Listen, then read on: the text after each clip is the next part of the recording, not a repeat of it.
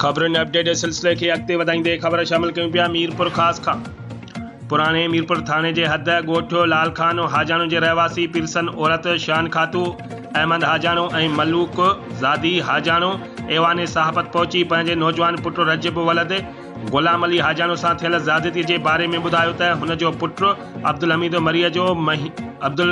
मरीअ जो मेंह जे वाड़े ते कमु कंदो हुयो, जंहिंखे 26 नवंबर राति 8 वॻा धारे बशीर काका ऐं नज़ीर काका वाड़े तां खणी विया, जिते ॻोठ अला बख्श काका में गुलशेर काका जी ओताक ते नसरुल्ला मेमन जी पोल्ट्री फार्म मां 4 सोलर प्लेटूं चोरी करण जो इल्ज़ाम हयो, जिते सख़्त तशदुद कयो।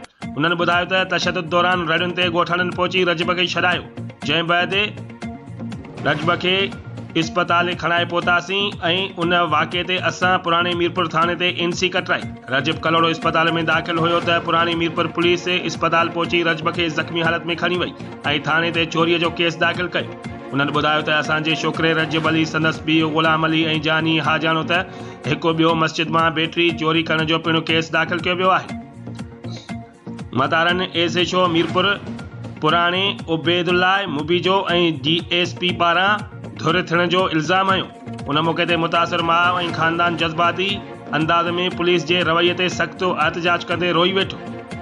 मुतासिरीन DIG मीरपुर ख़ासि तनवीर आलम ओढो ऐं SSP आदिल मेमन खां इंक्वायरी करण जो मुतालबो कयो ऐं हुन जे पुट रजब खे खंभे तशदुद करे ज़ख़्मी करण जो केस दाख़िल करण जो मुतालबो कयो।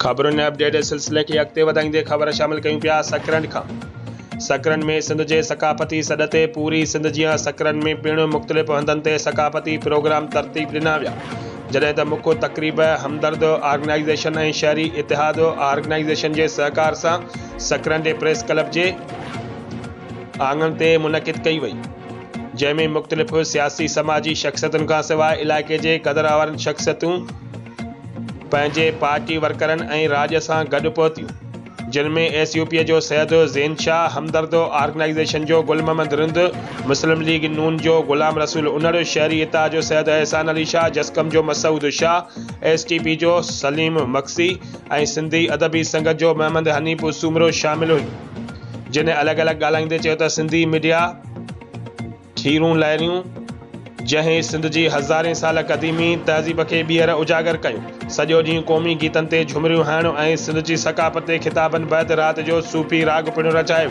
जंहिंमें सिंध जे भलोड़ सूफ़ी रागनि सुर विखेरिया। उन खां अॻु सुगड़नि ॾूर भेट गुजारतूं ऐं सिंगार पिणु पेश करे दाद माणियूं।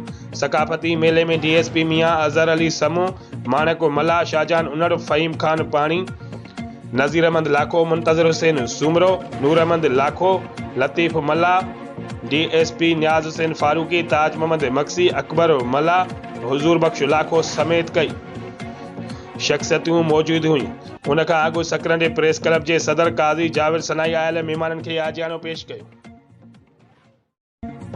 शिकारपुर मां अव्हांखे ख़बर ॾींदा हलूं। रियाज़ अली मीरानी जी रिपोर्ट मुताबिक़ तमीर ख़ल्क़ फाउंडेशन ज़िला ठटे पारां 3 माहीवार कारकर्दगी रिपोर्ट पेशे मक़ामी हाल में गॾिजानी मुनक़िद कई, जिते तइलीम खातो, social welfare department, Benazir income support programme RSU समेत मुख़्तलिफ़ इदारनि ने शिरकत कई।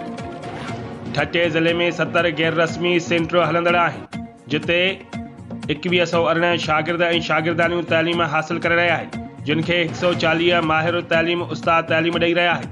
70 सेंटरनि जो तइलीम खाते ऐं सोशल वेलफेयर डिपार्टमेंट पारां गॾियल विज़िट कयो वियो। गॾिजानीअ में मल्टी मीडिया ते रिपोर्ट ठाहे पेश कई वई। गॾिजानीअ में Huzoor Bakhsh Khasi Ali district education officer secondary Thatta, Mohammad Rahim Soomro district education officer primary Thatta, Mehreen Soomro child protection officer ऐं आयशा जाखरो डिप्टी DEO गॾिजानी में ब्रीफिंग ॾींदे चयो त तमीर ख़ल्क़ फाउंडेशन सेव दी चिल्ड्रन जे सहकार सां ठटे ज़िले में 70 सेंटर हलनि पिया, जिते 2118 ॿार दाख़िल थियल आहिनि, जेकी ठटे ज़िले में पसमानदा इलाइक़नि में हलनि था। DEO वधीक ॻाल्हाईंदे चयो त तमीर ख़ल्क़ फाउंडेशन जे ज़ेरे इंतज़ाम हलंदड़ समूरनि सेंटरनि ते सुपरवाइज़र विज़िट कया, जिते 90% शागिर्दनि जी हाज़िरी नज़र आई। उते मौजूद शागिर्दनि जी कारकर्दगी बि इत्मीनान जोगी हुई। Sujawal report Imtiaz Memon. Government boys high school Sujawal में पढ़ंदड़ ॿारनि जा शागिर्द गाॾीअ जी सहूलियत खां महरूम हुजण सबबि तालीम खां मुतासिर शागिर्दनि जो एहतजाज। सिजावल में बहिराड़ी जे मुख़्तलिफ़ इलाक़नि में रहंदड़ गवर्नमेंट बॉयज़ हाई स्कूल जे शागिर्दनि पारां गाॾीअ जी सहूलियत न हुजण सबबि सूरत सिजावली प्रेस क्लब साम्हूं ठठो सिजावल रोड ब्लॉक करे धरणो हयो वियो। उन मौक़े ते 5 ऐं 10 क्लास जे शागिर्दनि दिलशाद आमड़ो, शिराज लगारी, इब्राहिम लगारी, मंसूर लगारी, शहजाद हिंगोर जो कदीर जमारी ऐं ॿियनि साफ़िन सां ॻाल्हाईंदे चयो त असां सिजावल खां 5-10 किलोमीटर परे बहिराड़ी जे इलाक़नि में रहूं था। रोज़ानो सुबुह सवेर तैयार थी गाॾीअ जे टाइम खां अॻु रोड ते पहुचूं था त बस वारा खणनि कान था। स्कूल देर सां पहुचण ते असांजा 2 पीरियड ज़ाया थियो वञनि, जंहिं सबबि असांजी तालीम मुतासिर थियण लॻी आहे। शागिर्दनि वधीक चयो त असां अहिड़ो लेटर सिविल जज सिजावल खे पिणु ॾिनो आहे जंहिंजी 22 तारीख़ रखियल आहे। मुतासिर शागिर्दनि DC सिजावल अब्दुल वाजिद शेख ऐं ॿियनि बस वारनि खे अपील कई आहे त बस वारनि खे पाबंद करे असांखे स्कूल वारे टाइम ते खयो वञे त जीअं असां पंहिंजी तालीम हासिल करे सघूं।